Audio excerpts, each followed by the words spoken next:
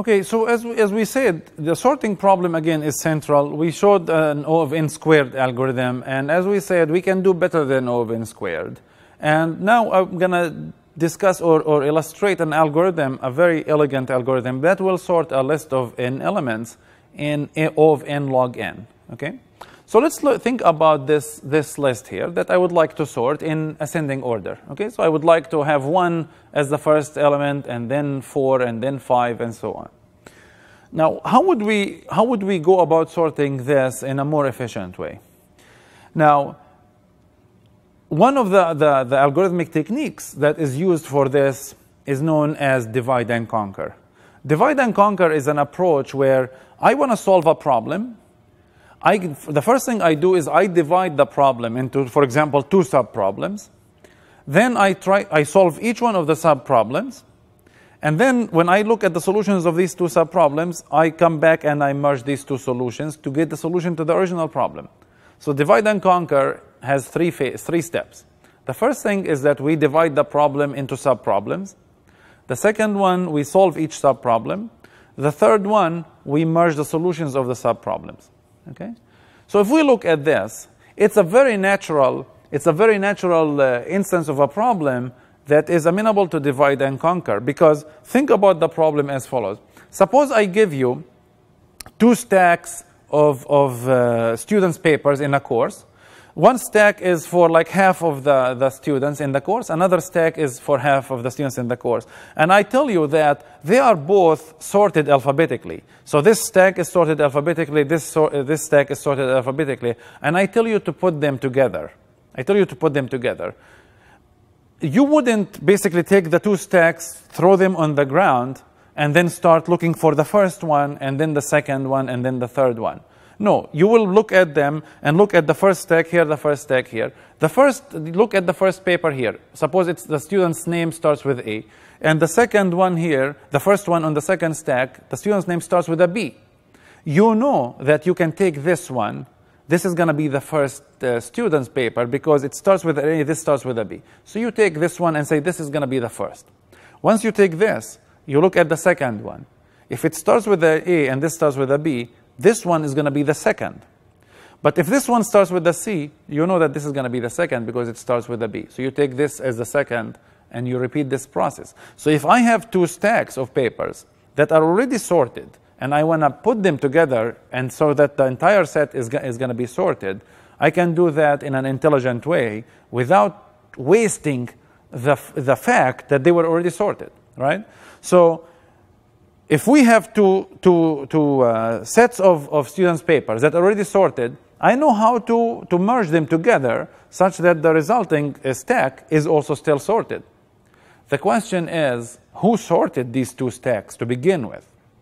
Right? Now, we come into this divide and conquer, and we come into a technique, an algorithmic technique and a programming technique that is very important in computer science, which is called recursion. Right? So now I say if I have the 2 halves of the stack, each one of them is sorted, I can merge them efficiently. And then we say, who sorted these 2 halves of the stack? Now, let's think about it in a different way. Someone took the entire stack, divided into 2 halves, and each one of them was sorted. How was each half of the stack sorted? Let's repeat the same process. Let's look at this half, divide it into 2 halves, somehow have the 2 halves sorted, and then merge them. And the same thing with this half. Then how did each quarter of the stack get sorted? We can take each quarter of the stack, divide it into 2 halves, and sort them and then merge. Coming back to this list, if I want to sort this, one way to sort it is to say, let's divide this into 2 halves, sort each one of them individually, and then combine them.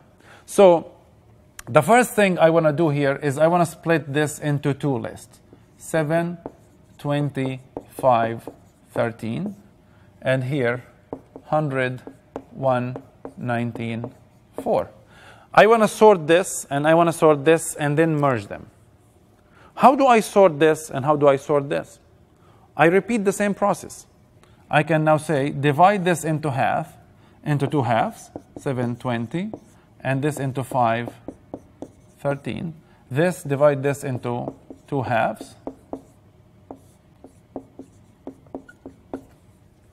How do I sort this? How do I sort this? Of course, it is easy to sort to a list of 2 elements, but I can even continue with this process. I say divide this into 2 halves.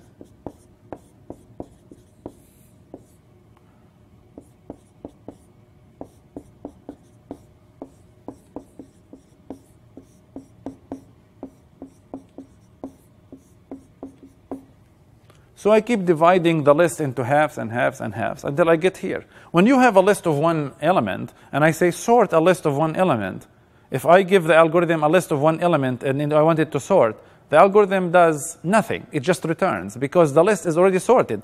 This is a sorted list of 1 item. This is a sorted list. This is a sorted list, sorted list. Each one of these lists are sorted.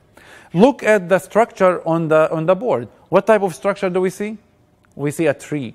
A tree at the root, we have the instance of the entire problem. And then we have 2 children to the root that we have subproblem and subproblem. They are disjoint. Then for this, I have 2 subproblems, 2 subproblems. At the leaves, these are the leaves of the tree here. Each one of the leaf has an instance, the simplest instance that we are going to break the problem into. I cannot break this anymore. I cannot break this list into 2 lists anymore. I have 1 item, right? So this is the simplest instances of the problem. When we get to the simplest instance of the problem, we know how to solve it. I don't need to do recursion anymore. I don't need to do divide and conquer anymore. For this one, you want me to sort a list that has 1 item, it's 7. I can give it back to you. I say, here's your list. It has the item 7. It is sorted. The same thing here. So in this phase here, we went from this, from the root all the way to the leaves. This is where we had the divide. We had the divide version. When we are dividing, we are also conquering the problem, because when I am dividing, I'm getting smaller instances, each of which I can now conquer by solving it. So when I get here, I say sort, it is sorted, sort, it is sorted. So each one of them is sorted, right? Then we start going up to merge the sorted list. And remember this instance of having 2 stacks of students' papers that each of which is sorted alphabetically. When I am merging, I don't merge them randomly or arbitrarily. I merge them carefully so that I maintain the order. So let's look at this case here, and I'm going up, right? So when I am going up, now I'm going to use a blue marker. I'm going up. Every time I'm going up, I will look at the list. Remember that I want in ascending order. So I want the elements to be sorted in ascending order. So I'm going up from here to this way, right? I'm going this way. I have 2 lists, each one of a single element. I'm going to say merge them. This one is smaller than this. So I look at the first element. I look at the first element. I say this is smaller than this. So take this and copy it here. Take the first one, copy it. And then I have nothing left but this 20, I copy it. So when I go up, I'm copying these lists in a careful way. So I take this, and I put them here in the specific order. 5, 13, I'm going up. I have 5, 13. 5 is smaller than 13, so I put 5 on the left, 13 on the right. And then the same thing here, I get to this point. So going from here to here is trivial because each list has 1 item. Now when I go from these 2 to this one, how do I do it? How do I do it? Let me illustrate here. So I have 2 lists, 7, 20. I have this list. And then I have a list 5, 13. And now I want to create this list that is going to be the 4 items here. Okay? So let me call this A. And I have this B. And let me call this here, for example, C. Okay? So I'm going to initialize, for example, 3 indices here. I'm going to say, I will start I here. I will start J here. And start K here. So I'm going to start going from left to right on all these elements. And I'm going to be moving these all simultaneously. K starting here. I starts here. J starts here. And at every point, I'm going to be doing exactly the same thing, which is I'm going to be comparing the item at position I in A with the item at position J in B. I'll take the smallest of these 2 and copy it here. Notice that this is a very small amount of work. In fact, it is a constant amount of work. I am looking at one item in array A, one item in array B, comparing the two, taking the smallest and copying it to C. When I copy it to C, I have to advance these indices. If I copied the item from A, because I didn't touch B, I don't change J, I have to move I one step to the right. If I copy the item from B, since I didn't touch A, I don't touch I, but I advance J. In both cases, because I'm always copying things from A, B to C, every time I copy something into C, I have to advance K. So let's look at this. We start I here, J here, and K here. So they are all starting at the first position.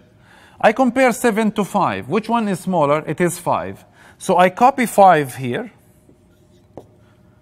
I move K now to this position because I copied.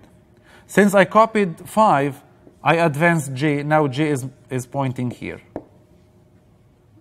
I repeat the process. I say compare AI to BJ. Now J is moved. So 7 and 13. Which one is smaller? It is the 7. So I copy the 7 here. And I move K. Now it is pointing here. Since I copied 7, now the I shifts one position to the right, and it is pointing here. Now I look at I and J. 20 and 13, which one is smaller? It is 13. So I copy 13. We are done with this. We copy K here. Now we are done with this. There's nothing else to compare. I go back to A, copy everything that's left in A here. There's one item. I copy it. So it's a very simple process. I have A sorted, B sorted. I want to merge them so that I get C. If this is A and this is B, I can merge them in a very simple way by using 3 indices carefully. Okay, I, J, K. When you copy from A, you advance I. When you copy from from B, you advance J. In both cases, because you are copying something into C, you advance K. At the end, you have this, which gives us this. I repeat this process for these two, I will get this. Then at the end, I repeat this process for this and this, I will get this list. Okay?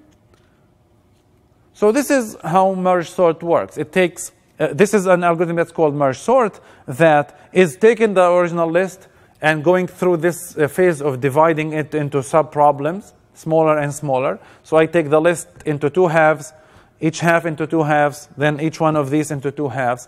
Once I get to the leaves, which are the smallest instances I want to divide into, I know that these ones are easy to deal with. I deal with and I start backing up to get to the root doing the merge phase so that I get this, list sorted at the end. So this is how this algorithm works, and this is again called MergeSort.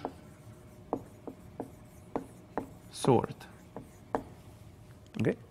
So MergeSort works in this fashion by dividing the list into smaller lists, sorting each sublist, and then merging the smaller one.